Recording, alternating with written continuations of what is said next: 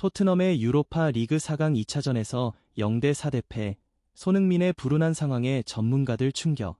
7일 새벽, 토트넘과 리버풀의 유로파 리그 4강 2차전에서 토트넘이 0대 4로 참패하며 충격적인 결과를 맞이했습니다. 그 중심에는 손흥민을 낮은 위치에 배치한 포스테코 글루 감독의 전술과 공격 기회가 열린 순간에도 패스를 무시하고 슈팅을 남발한 크루셉스키의 플레이가 있었습니다. 특히 손흥민이 열린 공간을 보고도 패스를 받지 못한 채 홈런을 날린 장면은 전문가들에게 큰 충격을 주었습니다.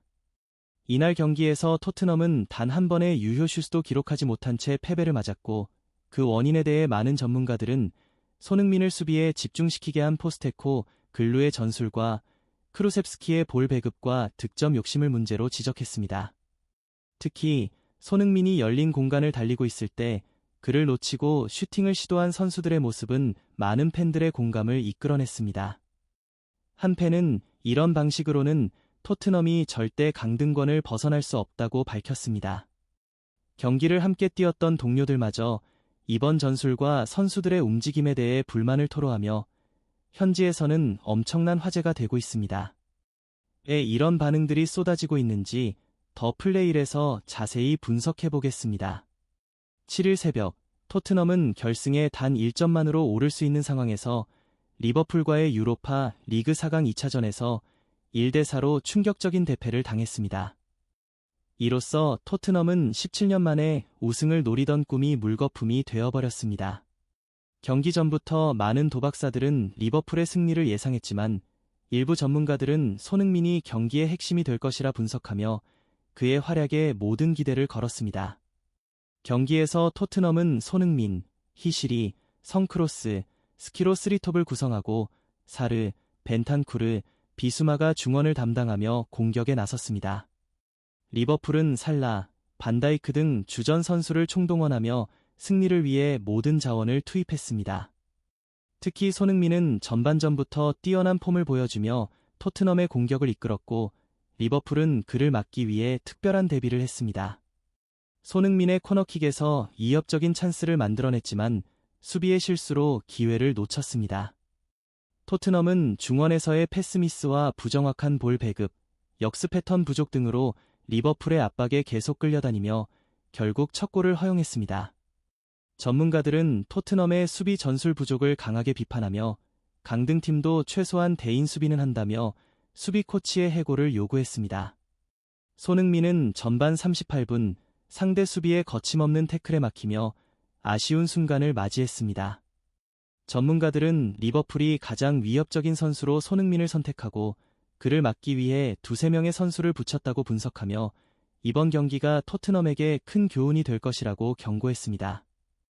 토트넘은 리버풀과의 유로파 리그 4강 2차전에서 충격적인 1대 4 패배를 당하며 탈락의 길로 접어들었습니다.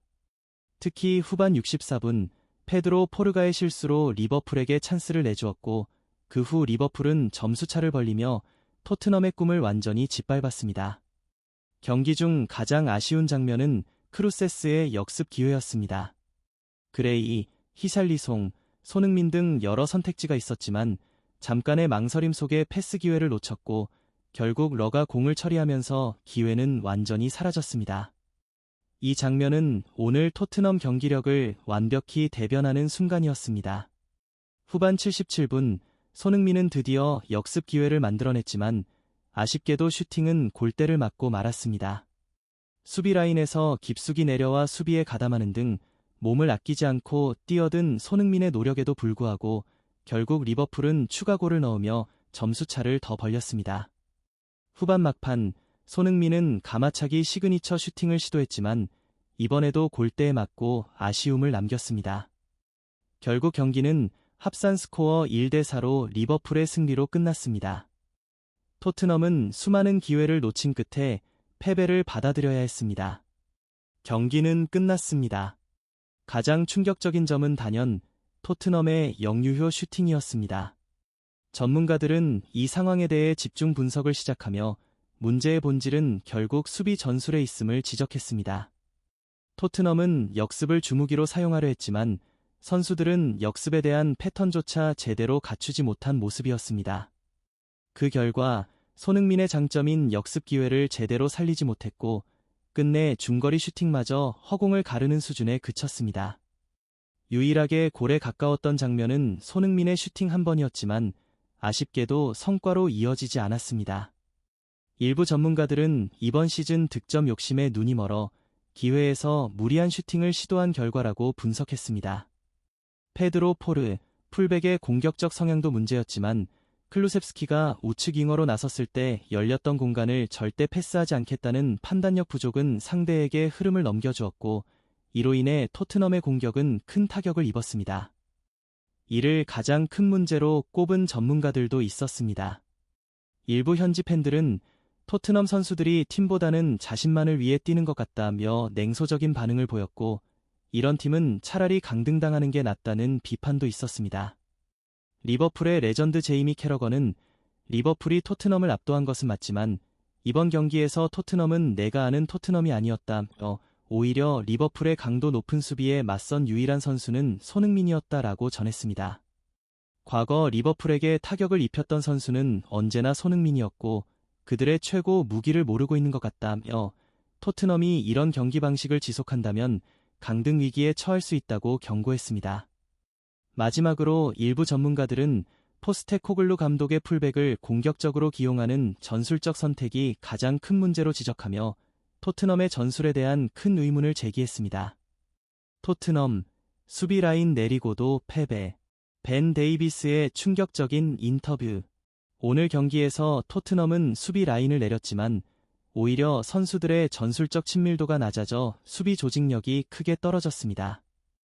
전문가들은 이로 인해 말도 안 되는 경기가 나왔다고 주장하고 있습니다. 현지 SNS에서는 토트넘의 위상에 대한 비판이 쏟아지고 있는데 다수의 팬들은 레비 회장의 경영 방식과 포스테코글루 감독의 전술이 팀을 부상으로 밀어넣었다고 지적하고 있습니다. 메리슨, 포로, 클루셉스키 등 핵심 선수가 전술의 중심이 되어야 할 상황에서 그들이 제대로 활용되지 못하며 프리미어리그에 남을 자격이 없다는 주장이 커지고 있습니다. 팬들은 특히 손흥민의 이적이 1년 계약 연장으로 맞춰진 토트넘의 결정이 결국 클럽 몰락의 서막이었다고 강하게 비판하고 있습니다. 이러한 분위기 속에서 벤 데이비스의 인터뷰가 큰 화제를 모았습니다. 이날 머리에 출혈이 발생한 상황에서도 유일하게 긍정적인 모습을 보인 데이비스는 경기 후 믹스존 인터뷰에서 패배에 대한 실망감을 표출했습니다. 오늘 우리는 우리가 아는 축구가 무엇인지도 모르고 경기를 뛰었다. 무엇보다 최악인 건 선수들의 태도였다며 전술이 어떻든 간에 태도에서 큰 문제가 있었다라고 강조했습니다. 이 인터뷰는 토트넘의 현재 상황을 더욱 부각시키며 팬들과 언론의 큰 관심을 끌고 있습니다. 오늘 경기에서 손흥민은 팀의 주장답게 평소와 달리 깊숙이 내려와 수비를 하며 책임감을 보여주었습니다. 하지만 일부 선수들은 여전히 자신만의 기록에 집착하며 마음 가는 대로 슈팅을 날리는 모습을 보였고 이는 팀의 승리에 악영향을 미쳤습니다.